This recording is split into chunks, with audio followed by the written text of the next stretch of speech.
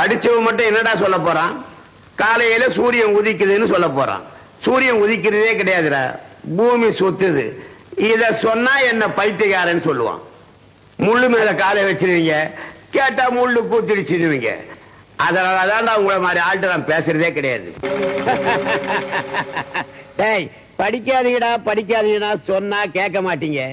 படிச்சா அறிவு வரும், அறிவு வந்தா கேள்வி கேட்ப. கேள்வி கேட்டீங்கன்னா பிரச்சனை வரும்னு சொன்ன, கேட்டீங்களா?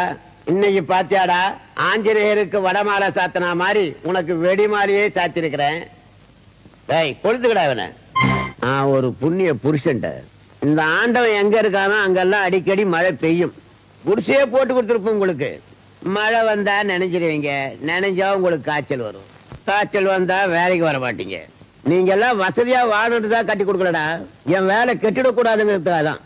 நீங்க எல்லாம் சந்தோஷமா இருந்துட்டா என்ன நினைக்கவே மாட்டீங்கடா.